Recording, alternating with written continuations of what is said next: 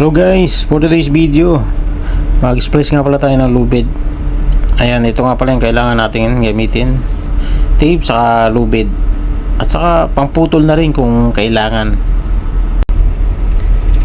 Ayan guys, bali tinape ko na pala yung mga dulo nitong strand kasi may mga maliliit pa na strand dyan na parang buhok. Tinape ko para mamaya kapag pinasok na natin yung dulo nito, para nag-splice na tayo, hindi mahirap kasi nagbubuhagag to mahirap ipasok pagka nag-splice. Ayan, ang unahin nga pala nating splice ay i-splice. Bali yung i-splice parang ganito siya. Ayan, yung loop na pwede nyong gamitin na pangsabit para hindi nyo na ibubuhol, i-splice na lang natin. Yan, ganyan. Sa halip na ibuhol nyo, splice na lang natin para mas magandang tingnan. Yan, tapos sukatin nyo lang yung gaano kalaki yung eye na gusto nyo. Siyempre wala nang problema kung mapalaki o mapaliit yan, depende lang kung gaano kalaki yung gusto nyo. Yan, ganyan lang pala yung gagamitin ko. Mula doon, yan, dyan natin tatanggalin yung strand na yan, tatlong strand. Yan, kahit alin dyan yung unahin yung tanggalin, walang problema yan. Yan, tanggalin nyo lang. Tapos makikita nyo meron niyang sa kaliwa, gitna, sa kanan. Yan, yung nasa gitna, yung kulay itim na yan. Wala nga palang problema kahit anong kulay yung gamitin nyo na lubid, pareho lang yan. Basta sundan nyo lang tong tutorial ko. Ganito pala ang itsura nyan kapag tinignan nyo sa ibabaw. Ayan, unahin nga lang pala natin ipasok ito kung nasa gitna, itong kulay itim. Pero kung isang kulay lang yung gamit nyo na lubid, wala namang problema yan. Basta unahin nyo lang yung nasa gitna, sundan nyo lang yung tutorial ko. Ayan, sunod naman itong nasa kaliwa, pasok nyo lang yan, dyan sa may binuka ko na yan. Huwag nyo siyang ipapasok kung saan nyo binuka yung una na pinasukan nyo, yung gitna. Bali dito naman itong isang pakaliwa din ang pasok nya, huwag sa kanan. Ikutin nyo lang, kunin nyo yun nasa ilalim para makita nyo. Yan, kunin nyo, tapos ipasok nyo pakaliwa. Yan, ganyan yan yung itsura nyan. Ayan, bali ang mahirap lang kasing gawin ito yung umpisa lang naman, pero yung sunod nito madali na. Alternate lang yung pagpasok nito. Ayan, katulad nito, itong unahin ko na yung kulay itim na yan. Makikita nyo meron yung itim sa harap. Ayan, itim.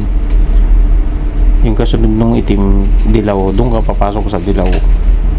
Bali alternate, kung may isa sa harap, yung kasunod nung nasa harap na yan ang papasukan mo. Yan, doon ka papasok. Ganon din yung isang strand na gagawin mo yung sa kaliwa. Kahit alin dyan ang umpisahan mo, ng problema yan. Tulad yan, dilaw, yung kasunod yan dilaw din, papasok ka dun sa sunod.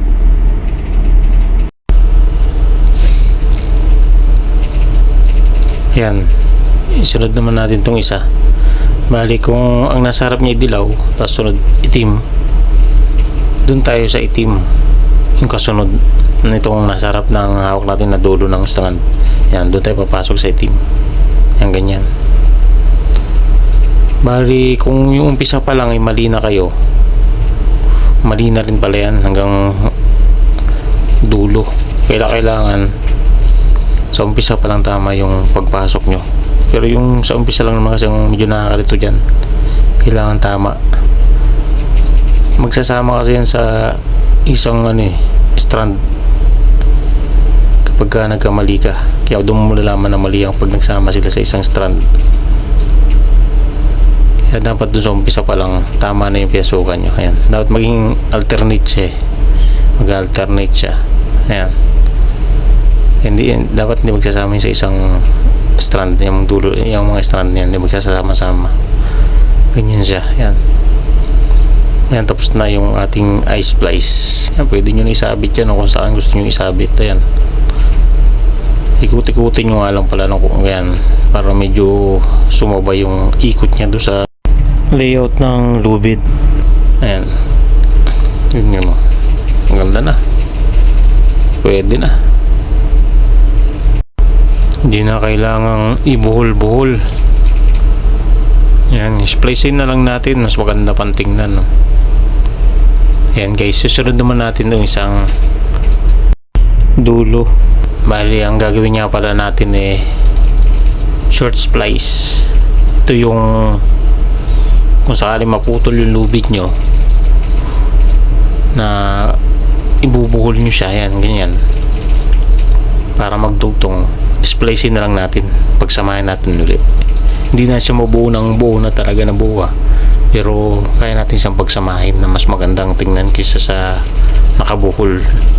Yan, sukatin nyo lang gaano kahaba yung yung splicing nyo. Ganun din to, hanggang 3 o sobra pa mas maganda, pero mas maganda siguro sobra nyo para hindi basta-basta mabunot kapag hinila. Pero hindi naman to matatanggal kapag in-splice nyo. Ayan, bali paghiwalay-walay nyo lang uli yung strand nya, yung 3 strand. Ayan, ganyan. Ayan, ganyan na magiging itsura nya. Tapos yung isang dulo ng lubid, ganun din gagawin nyo. Ayan, babaklasin nyo lang din na katulad nitong isa. Ayan, tanggalin nyo lang sa pagkaka-layout nya katulad nung isa. Ayan, ganyan.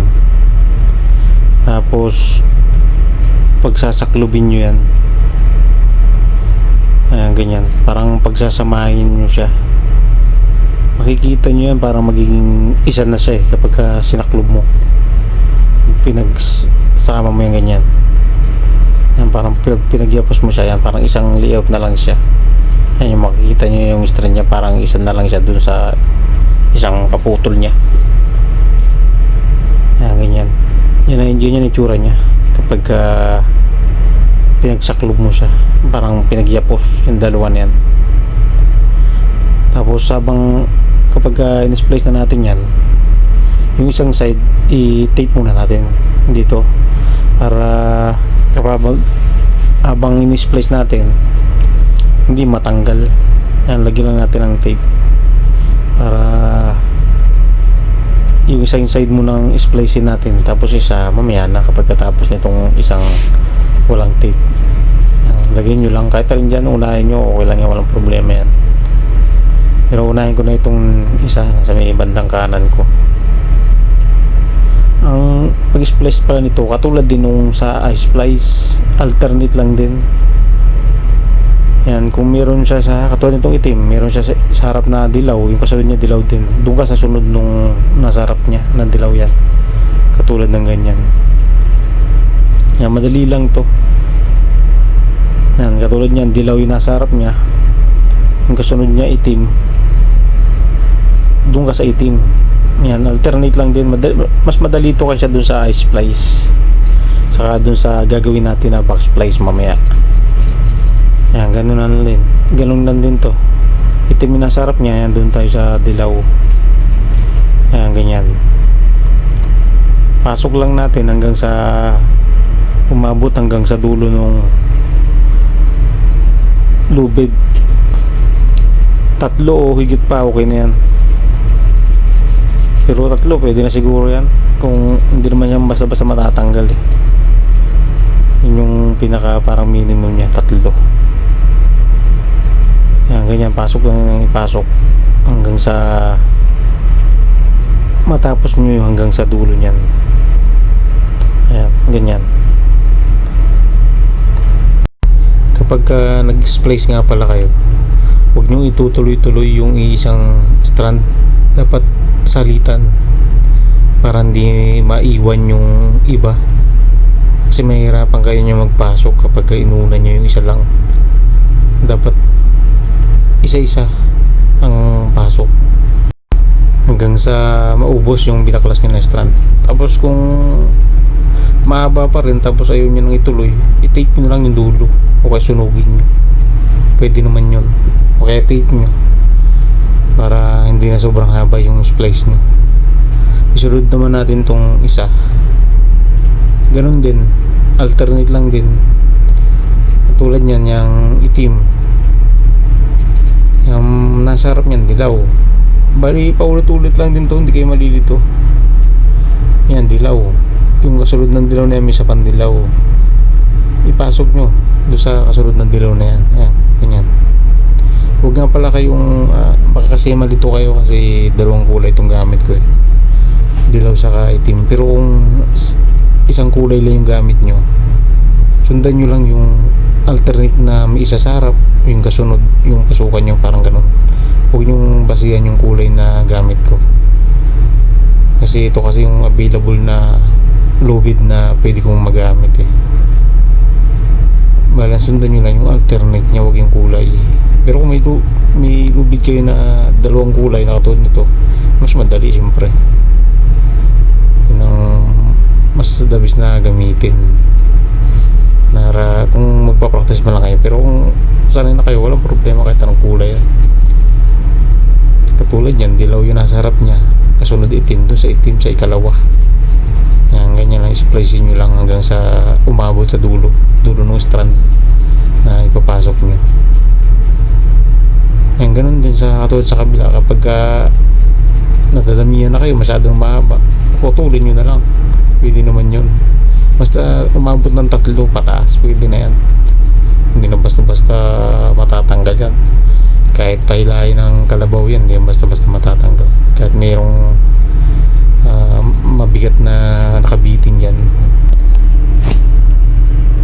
Ano kasi yan eh, yung habang nagkakaroon ng tension, lalo siyang humihigpit. Subok na yan, kaya siguradong matibay yan. Hindi yan basta-basta matatanggal yung ganyang splice. Ayan. Bali ang isusunod ko nga pala na splice pack splice. Ayan, tapos na. Yang ikot-ikotin lang natin para medyo maging isa lang yung itsura niya, parang katulad lang din ng layout nung original, yung solo pa lang na lubid, wala pang splice. Ayan, katulad niya, no? Parang isa na siya, matibay yan, kahit tila-ilahin yung ganyan, hindi yan basta-basta matatanggal. Okay, yan, isunod nga pala natin tong kabilang dulo. Bali, back splice naman ang gagawin ko dito. Ito yung back splice. Sa halip na sunugin nyo o kaya lagyan nyo ng tali yung dulo, i-tape o kaya i-bowl nyo, i-back splice na lang natin para hindi magbuwagag o sumabog-sabog yung dulo niya, yung malilit na strand na yan, parang buhok. Bubuhagag kasi yan eh kapag walang tali o walang, yung hindi nyo mo sinunog, parang ganun. Kaya para mas maganda, i-back splice na lang natin yung dulo nya. Ayan, ganun pa rin, lagyan nyo ng tape yung bawat strand nya. Yan, yan 3 strand na yan, lalagyan natin ng tape.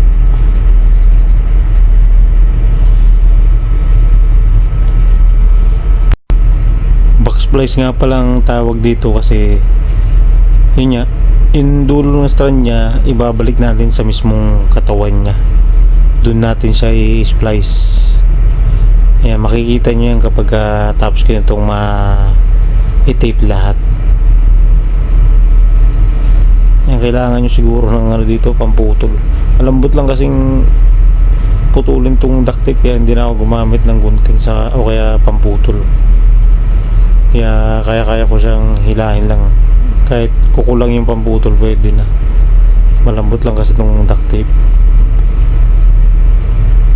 Ayan, pag natapos na nating i-tape yan, i-splice na natin yan, back splice pabalik, kaya back splice yan. Ganun pa rin sa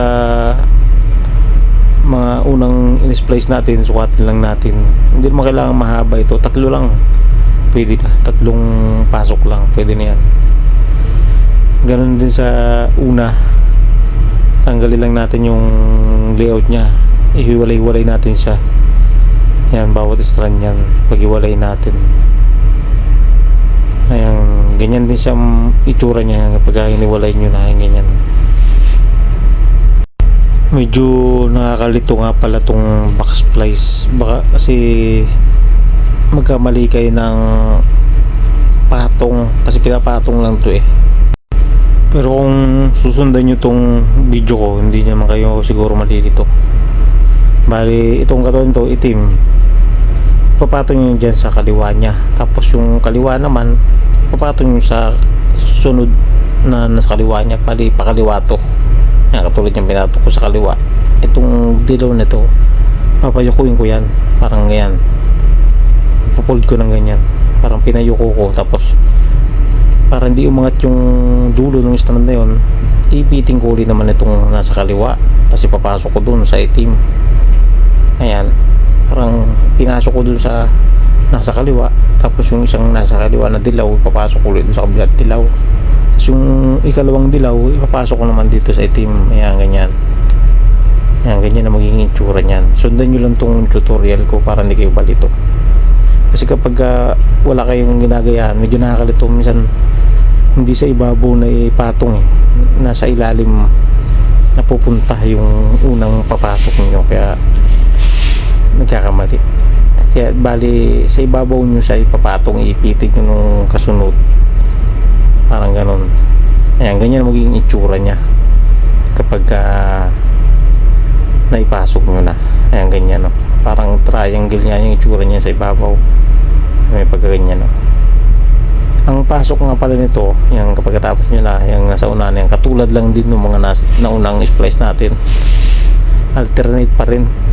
Yung una lang ang pag nagkaiba nitong mga to, pero yung splice nya katulad lang din ng una sa pangalawa. Yung katulad yung isa na yan, meron siya sa harap, yung ikalawa papasukan mo. Ayan, ganyan. Yan, laging yung ikalawa ang papasukan mo. Yan, katulad yan, dilaw ang nasa harap nya, doon ka sa itim, doon sa ikalawa, yun ang papasukan nyo. Tapos medyo hila-hilay nyo na konti para medyo tumisa yung ilalim yan, katulad yung nagkakaroon ng butas, hilahin nyo na lang konti doon. Yan, itim, pasok ka doon sa dilaw ngayon. Ang kada ikalawa, alternate, salitan sila pag pinasok nyo. Ayan, hilahin nyo lang para hindi masyadong nakaangat, baratisado talaga yung dulo nya. Ayan, ganyan, hilahin nyo lang bawat isa. Susunod naman yan, titigil yan kapag nandun na sa sagad na tulo ng lubid eh. Titigil na ng husa yan, at hilahin nyo na, hilahin din nyo na mahihilayan kapag nasagad na. Ayan, as tuloy nyo lang, 3 okay na yan, kasi dulo lang naman yan eh, para hindi lang siya yung dulo niya ng lubid hindi naka busal sa sabog. Tala, hindi nyo na kailangan ibuhol, hindi nyo na rin kailangan isunugin pang ganyan. Mas maganda yung ganito, magandang tingnan, naka-splice. Ayan o, diba? Ikutin nyo lang uli para maging mukhang isang layout lang. Yan, katulad yan. Tapos na, meron na tayong back splice. Tapos yan, i-splice, pwede nyo ipasok yan dyan, parang silo. Ayan, yan, i-splice, back splice. Tapos kapag kunyari naputol yung lubid nyo, i-short splice nyo na lang. Ayan, tulad nyan, meron na tayong i-splice, back splice, saka short splice. Ayan, ganyan na lang gawin nyo sa lubid nyo kapag sakaling naputol o kaya yung dulo, para hindi magbuhagag yung stand nya. Tapos pag gusto nyong isabit yung dulo, sahip na ibuhol nyo, kaya itali nyo, splice na lang natin, maganda pa. So kung mayroon ka nga palang nakuha ang konting kalaman at natutunan, please like, share and subscribe nga pala. Thank you. Alright.